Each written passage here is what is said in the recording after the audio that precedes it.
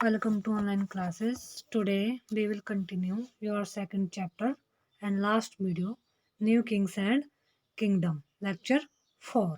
इससे पहले हमने इसमें जो है इसमें पढ़ा कि स्कल्पचर्स और जो टेम्पल्स है वह कैसे होते थे, किस प्रकार वहाँ जो मंदिर है वह कैसे उसका निर्माण किया गया है। आज हम इस वीडियो में पढ़ेंगे agriculture and irrigation.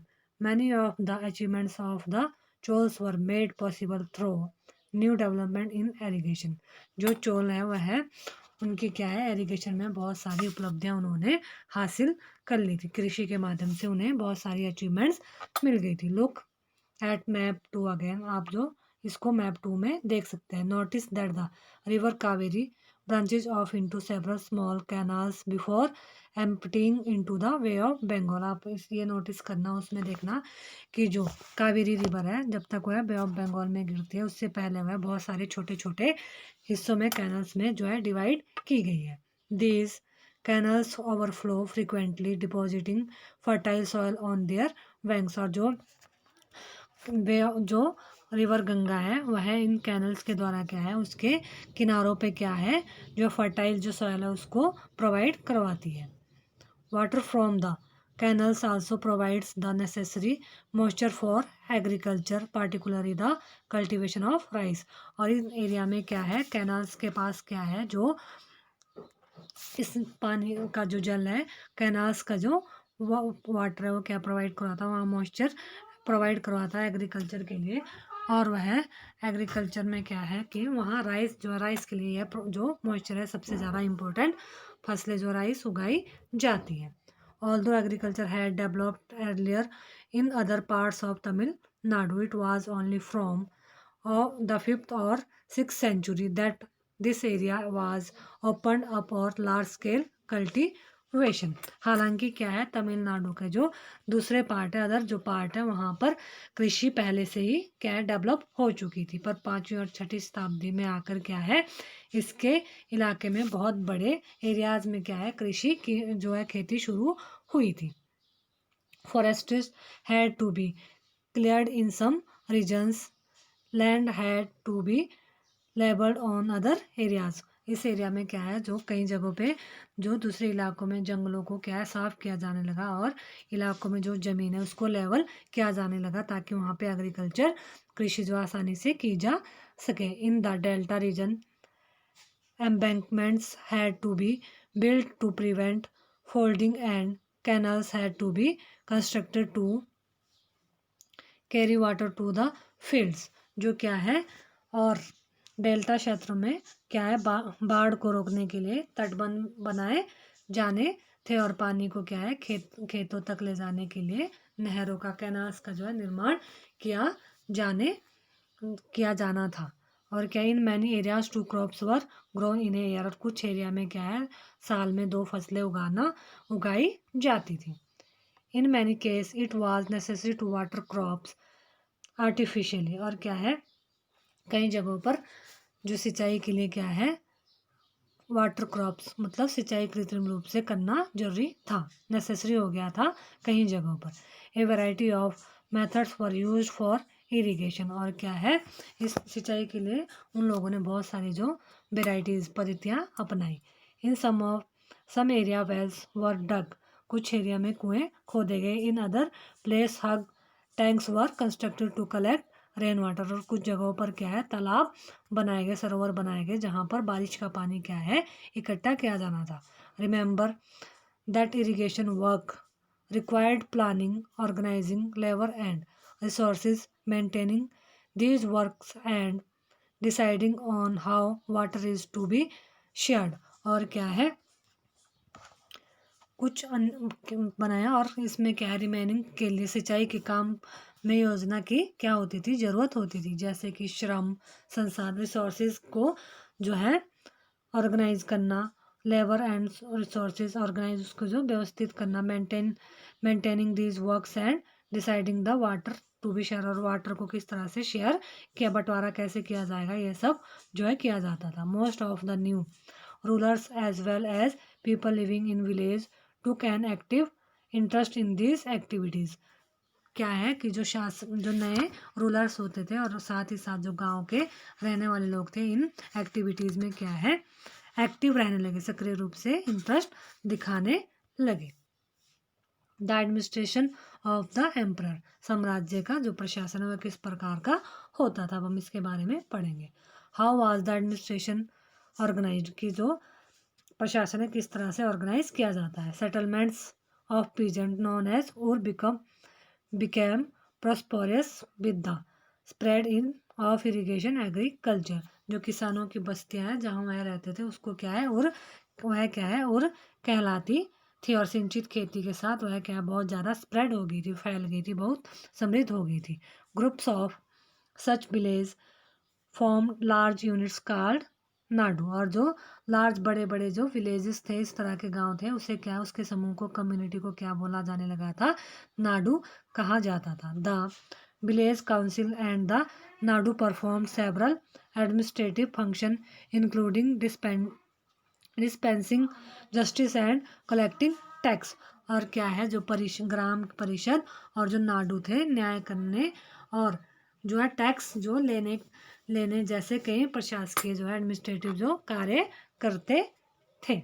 Rich peasants of the Belal cast exercise considered ड्रेबल control over the affairs of the Nadu under the supervision of the central चोस government, और बेलाल जाति के जो धनी किसान थे वह क्या है केंद्रीय चोल सरकार की देख रेख में क्या है नाडू के कामकाज होते थे उसमें क्या है समान रूप से उन्हें कंट्रोल हासिल था।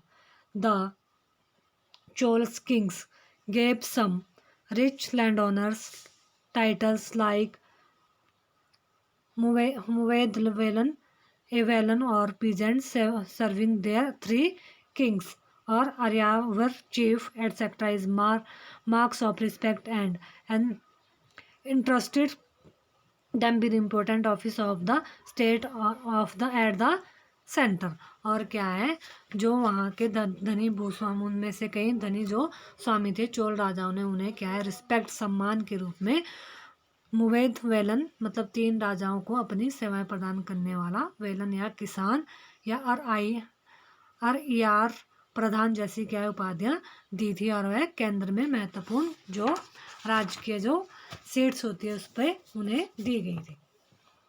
टाइप्स ऑफ लैंड, वहाँ पे जो है टाइप्स ऑफ लैंड किस किस टाइप्स के लैंड होते थे। Chawls inscription mention several categories of land, chawls की जो क्या है अलग अलग कोटियों में जो है लैंड भूमि को विभाजित किया गया है, जैसे वेलन वगाई जो लैंड था वो था लैंड ऑफ नॉन ब्राह्मण पीजेंट प्रेयर्स, मतलब जो गैर ब्राह्मण थे किसान स्वामी की भूमि को कहा जाता था। फिर था ब्रह्मादय था लैंड गिफ्टेड टू ब्राह्मण, जो ब्राह्मण को गिफ्ट किया जाता था दान दिया जाता उसे ब्रह्मादय कहते थे। फिर था शाला भोगा land for the maintenance of A school, जो स्कूल के रख रखाव के लिए दिया जाता था उसे बोलते थे शाला भोगा। फिर था देवदना तिरुनमुटकनी लैंड गिफ्टेड टू टेम्पल, जो मंदिर के लिए दान दिया जाता था। फिर था pallichchandam land donate to Jain institution, जो जैन संस्थानों को दान दिया जाता था। इस टाइप में जो है चॉल्स के जो लैंड का डिस्ट्रीब्यूशन किया गया या लैंड्स के जो टाइप होते थे। We have seen the Brahmans often received land grants of brahmadeya, जो क्या है हमने देखा कि ब्राह्मणों को समय समय पर भूमि दान में दी जाती थी। As a result a large number of Brahman settlement emerged in the Kaveri valley as in other part of the south India, और इसका रिजल्ट क्या हुआ जो ब्राह्मण है वह बहुत सारे एरियाज में उनका सेटलमेंट हो गया, और कावेरी वैली के एरिया में और साउथ इंडिया में उनके बहुत सारी बस्तियाँ जो अस्तित्व में आ गई थी। Each brahmadeya was looked after by an assembly और sabha of prominent Brahman land owners, और क्या प्रत्येक जो ब्राह्मद्या की देख रेख प्रमुख ब्राह्मण जो भूस्वामी का एक सभा द्वारा की जाती थी। These assemblies work very efficiently, और ये जो सभा का वर्क थी वह बहुत ज़्यादा प्रभावशाली कुशलतापूर्वक क्या है वहाँ पर वर्क करती थी। Their decisions were recorded in detail in inscription often on the stone walls of temples, और क्या है इनकी जो इंस्क्रिप्शन है वह स्टोन पर या मंदिर की दीवारों पर ब्यौरे दर्ज किए जाते थे।